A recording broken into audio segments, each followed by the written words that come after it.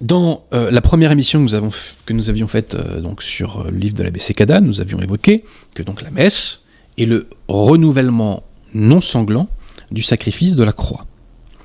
Or, la fausse messe Paul VI se définit différemment dans l'Institutio Generalis. Même si dans une deuxième version de l'Institutio Generalis, elle a essayé de diluer le mal en rajoutant des éléments tridentins, le fait est que la fausse messe Paul VI, la fausse messe Paul VI se définit non pas comme le renouvellement non sanglant de la croix pour d'ailleurs un sacrifice propitiatoire, mais elle se définit comme une assemblée, un renouvellement de la scène, donc de la partie de la Bible de la scène dans laquelle le Christ, dans son dernier repas,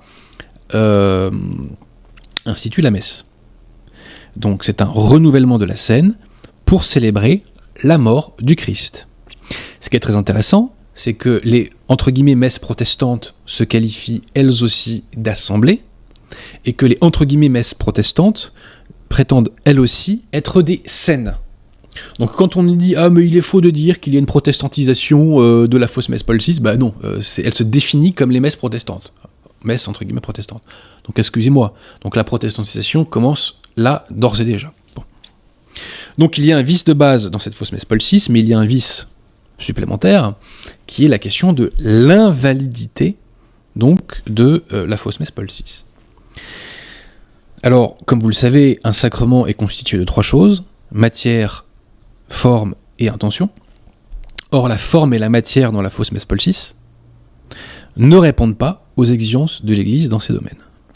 Les arguments que je vais soulever là étaient déjà soulevés dans un document du mois de septembre 1969 qui s'appelle le Bref Examen Critique. Ce bref examen critique a été signé des cardinaux Ottaviani et Biacci, mais le véritable auteur de ce document, c'est le père Guérard des Lauriers, futur Monseigneur Guérard des Lauriers. Je tiens à le signaler. Alors d'abord, examinons la première cause d'invalidité de la messe, de la fausse messe Paul VI, qui est la question de la forme. La forme de la messe, ce sont les paroles de la consécration prononcées in persona Christi. C'est-à-dire que lorsque le prêtre prononce ces paroles, il est Jésus-Christ. Il est Jésus-Christ. Et à ce moment-là, il n'est pas en train de réciter, il n'est pas dans un mode narratif.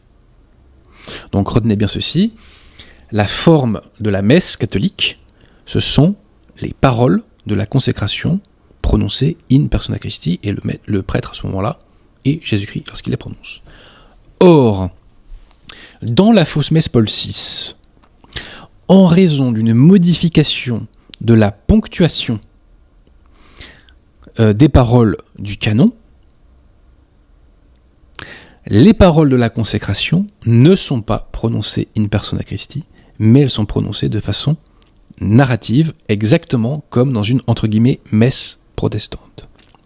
L'Institutio Generalis, qui, je le rappelle, donne les instructions pour la fausse messe Paul VI, nous dit bien que la consécration est un récit. C'est un récit. Et donc, pour que les paroles de la consécration se transforment en récit, alors que dans la messe catholique, elles sont dites, je le répète, in persona Christi, comme je vous l'ai dit, on a modifié la ponctuation des paroles du canon. Les conciliaires ont osé faire cela. Alors, on va vous donner une petite explication pratique. Dans la messe catholique, donc, vous disais-je, les paroles de la consécration, donc, est-ce que, Pierre Tirmont, on voit le missel ? Oui. Donc, les paroles de la consécration que vous voyez ici sont précédées par une phrase que vous voyez là, qui se termine par un point final. Et comme cela nous est rappelé dans le bref examen critique, ce point final marque la transition du passage narratif que vous voyez ici au passage intimatif que vous voyez ici. Donc c'est-à-dire que dans la messe Paul VI, ce passage-là que vous voyez là est narratif, est dit sous un mode narratif, alors que le passage que vous voyez là est dit sous le mode intimatif. Ces paroles sont dites in persona Christi. Voilà. Donc vous voyez, donc on dit narrativement en latin, donc accipite et manducate ex hoc omnes, point final, on passe à la ligne, ceci marque la transition, donc là on sort du passage narratif, et on arrive à un passage intimatif, vous voyez, où le prêtre dit in persona Christi, hoc est enim corpus meum. Voilà. Alors périodiquement, on va laisser donc l'image du missel. Est-ce que vous pouvez mettre sur l'écran maintenant la version de la consécration donnée dans la fausse messe Paul VI qu'on retrouve dans la pseudo-constitution apostolique Missale Romanum qui date d'avril 1969. Est-ce que vous pouvez le mettre, chers amis? Donc on va vous montrer le changement de ponctuation diabolique qui a été fait par la secte. Donc comme vous le voyez, on retrouve ce passage. Donc je vais pas vous le faire à l'envers, ce sera plus pratique.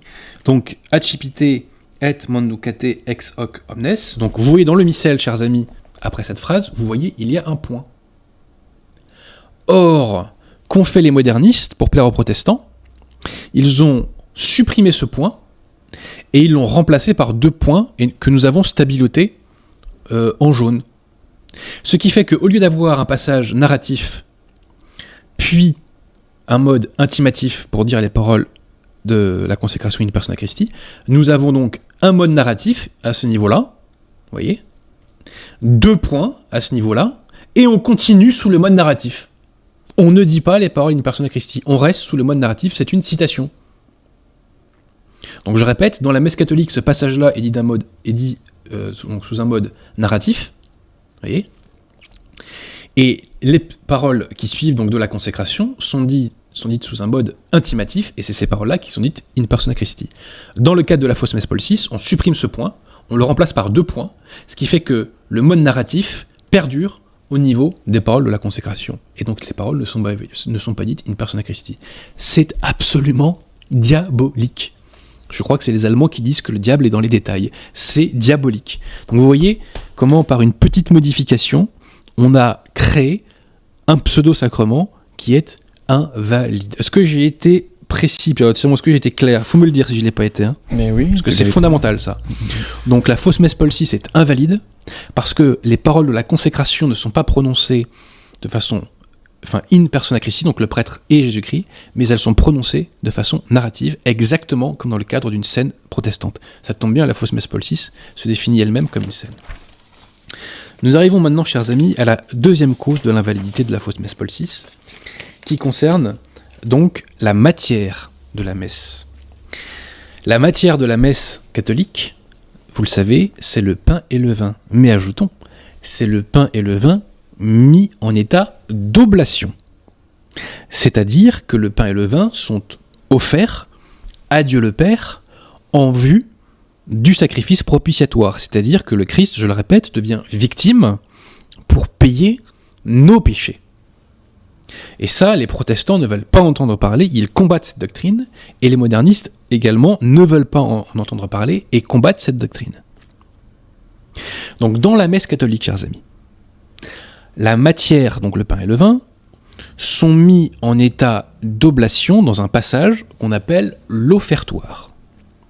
Et dans ce passage de la messe, dans ce rite, le pain et le vin sont retirés de leur usage commun et sont donc par anticipation offerts, pour l'offrande, par l'effet d'une prière sacrificielle qui fait mention du caractère propitiatoire du sacrifice. Donc je répète, donc dans la messe catholique, il y a un rite qui s'appelle l'offertoire, et dans cet offertoire, il y a une prière sacrificielle qui met la matière en état d'oblation. Qu'ont fait les modernistes? Parce que ceci déplaît aux protestants. Donc les protestants rejettent la messe catholique à cause notamment de cette mention du sacrifice propitiatoire dans l'offertoire. Donc qu'ont fait les modernistes pour la fausse messe Paul VI, chers amis? Vous me voyez venir. Ils ont purement et simplement supprimé l'offertoire. Ils ont supprimé l'offertoire. Et ils l'ont remplacé par un pseudo-rite qui s'appelle la préparation des dons. Oui, je crois que c'est ça, la préparation des dons.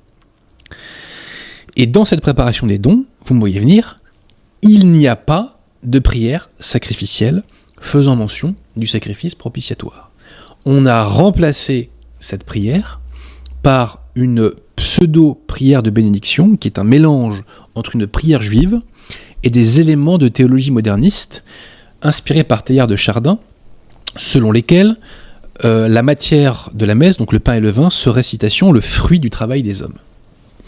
Donc, dans cette nouvelle prière de bénédiction, il n'est pas indiqué que la matière soit mise en état d'oblation.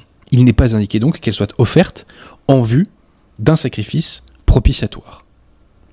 C'est une cause d'invalidité de la messe, puisque la matière n'est pas mise en état d'oblation.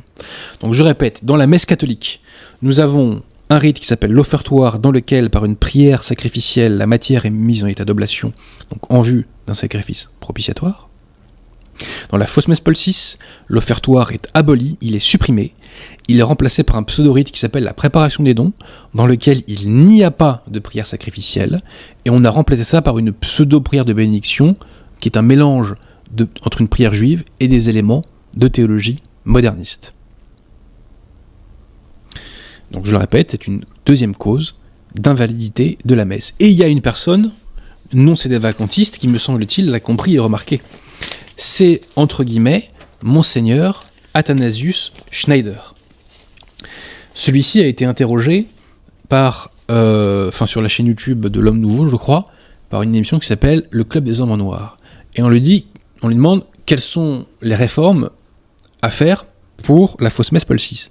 Et il répond que le truc le plus urgent à faire, la chose la plus urgente à faire, c'est d'abolir la prière d'offertoire. C'est pas une prière d'offertoire, et Monseigneur, entre guillemets, Schneider le sait très bien.